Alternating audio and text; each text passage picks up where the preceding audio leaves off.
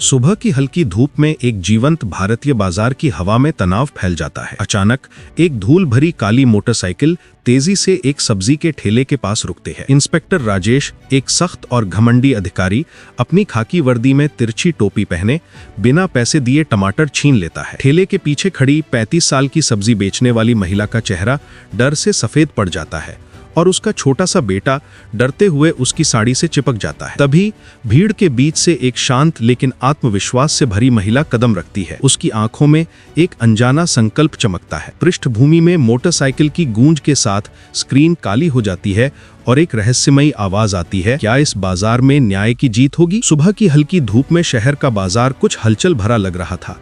लोग अपने काम में व्यस्त थे, दुकानदार अपने स्टॉल पर सामान सजा रहे थे। इसी बीच एक साधारण साड़ी पहने महिला बाजार में कदम रखती है।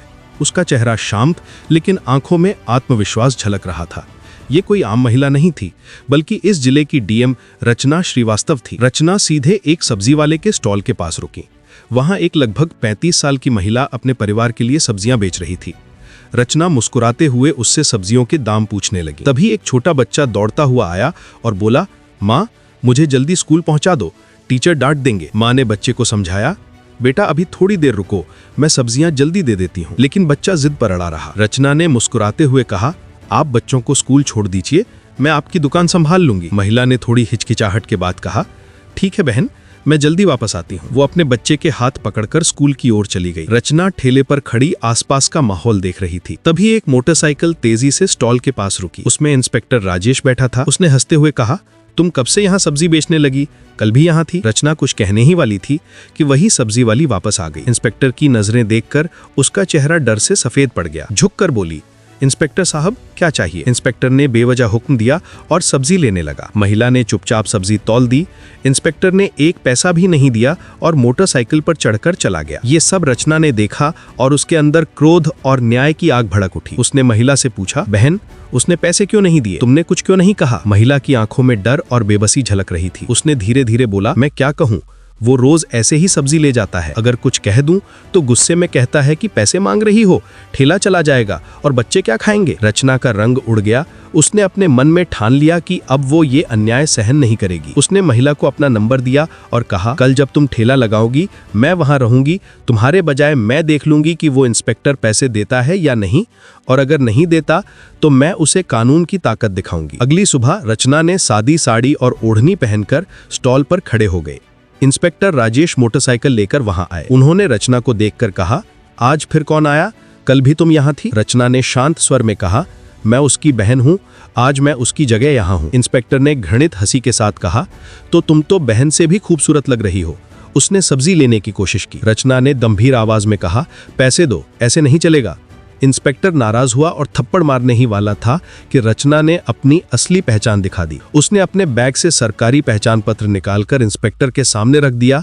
इंस्पेक्टर और आसपास खड़े लोग दंग रह गए। रचना ने कड़क आवाज में कहा, मैं इस जिले की डीएम रचना श्रीवास्तव हूं।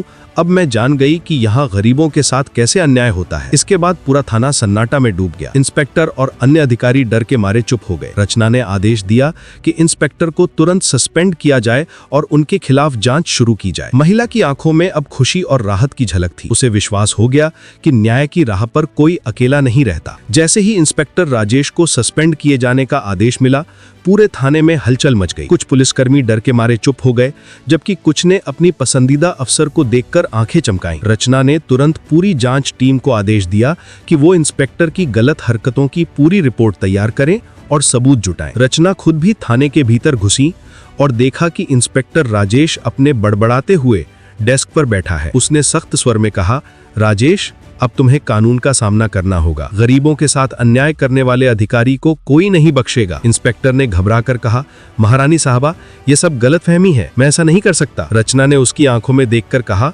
गलतफहमी नहीं राजेश, ये सब सबूत के साथ है और ये सबूत गरीबों की हिम्मत से आए हैं। इस बीच सब्जी वाली महिला अपने ठेले पर खड़ी होकर हर कदम देख रही थी। उसका चेहरा पहले डर से सफेद था, लेकिन अब आत्मविश्वास और हिम्मत से भरा था। उसने कहा, साहिबा, आपने मेरी मदद की। अब मुझे लगता है कि कोई भी गरीब अपने हक के लिए खड़ा हो सकता है। रचना ने उसे गले लगाकर कहा, सच में बहन, न्याय कभी अकेला नहीं आता। जब लोग एक साथ खड़े होते हैं तो अन्याय की कोई ताकत नहीं टिक सकती। रचना ने तुरंत मोबाइल से वीडियो रिकॉर्ड किया जिसमें सब्जी वाली और अन्य नागरिकों ने अपनी शिकायत दर्ज कराई। उन्होंने बताया कि कैसे इंस्पेक्टर हर दिन थोड़े पैसों के लिए गरीबों को डराता और अपमानित करता। ये वीडियो जल्द ही जिले भर में वायरल हो गया। इसके बाद रचना ने पूरे थाने में आम सभा बुलाई। उन्होंने पुलिस कर्मियों को समझाया कि जनता के साथ न्याय करना ही उनका पहला कर्तव्य है। कोई भी व्यक्ति, चाहे वो अमीर हो या गरीब, कानून के सामने बराबर है, उन्होंने कड़क आवाज में कहा। इस सभा में इंस्पेक्टर राजेश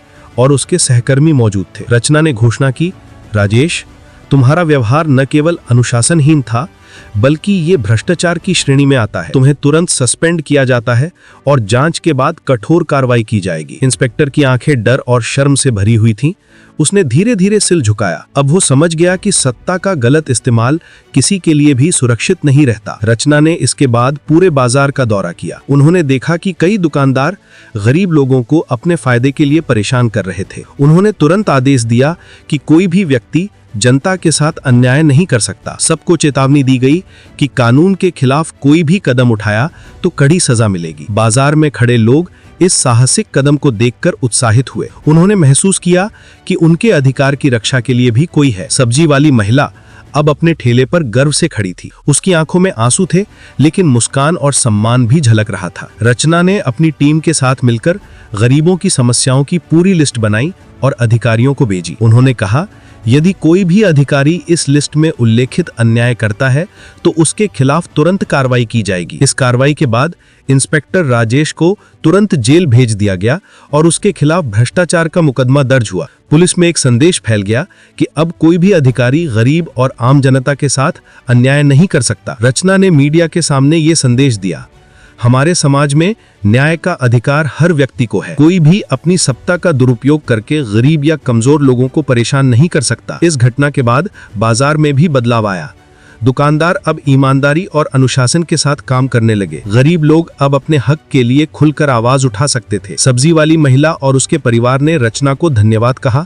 उन्होंने कहा, आपने हमें सिर्फ न्याय ही नहीं दिया बल्कि हिम्मत और विश्वास भी दिया। अब हम डरते नहीं हैं। रचना ने मुस्कुराते हुए कहा, मैंने केवल कानून और न्याय का पालन किया। असली ताकत तो आप और आपके जैसे लोग हैं जो सच के लिए खड़े होते हैं। इस कहानी से ये संदेश मिलता है कि सत्ता चाहे कितनी भी ऊंची क्यों ना हो, न्याय और कानून का पालन करना हर किसी के लिए अनिवार्य है।